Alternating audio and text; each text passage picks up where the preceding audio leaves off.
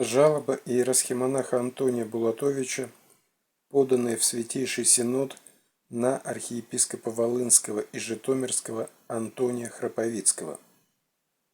2 апреля 1913 года.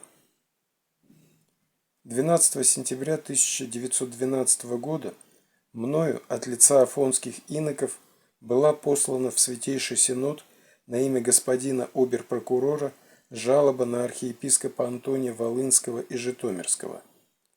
В жалобе сей мы просили Святейший Синод обратить внимание на то, что статьи архиепископа Антония и инока Хрисанфа, напечатанные из благословения архиепископа Антония в русском иноке, заключают в себе мнения, тождественные с учением еретика Варлаама, осужденного в 1361 году Великой Церковью, и что эти статьи, в коих отметается божественная сила и божественное достоинство имени Божия и имени Иисусова, с одной стороны соблазнили многих афонцев, а с другой возмутили крайне приверженников и молитвенников на Святой Горе.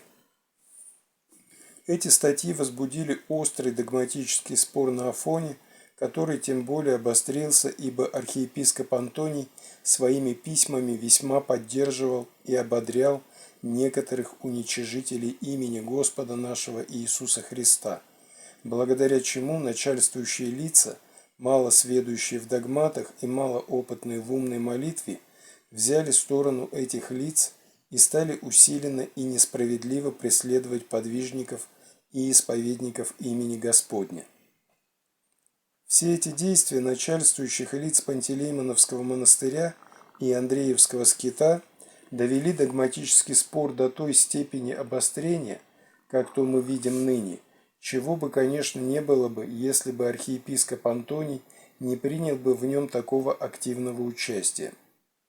Ввиду того, что имяборцы исключительно опираются в учении своем на мнение, высказанное архиепископом Антонием, и на статьи русского инока, напечатанные с его благословения, то мы покорнейше просим Святейший Синод разобрать нашу жалобу, раньше поданную, тем более, что на предстоящем суде патриарха Константинопольского надо мною и над архимандритом Давидом несомненно потребуется разбор упоминаемых статей русского инока, вызвавших весь догматический спор на Афоне, и неминуемо потребуется отзыв Российского Святейшего Синода о мнениях обеих сторон по существу спора.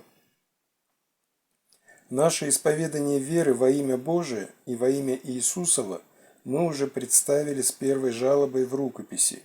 Ныне же оно вышло в печать, которое при сем прилагаем.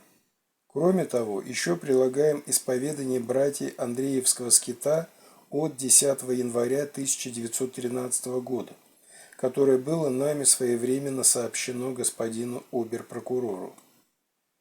Прилагается еще копия краткого оправдания веры во имя Божие, составленная братьей Андреевского скита и представленная патриарху Герману в марте сего года.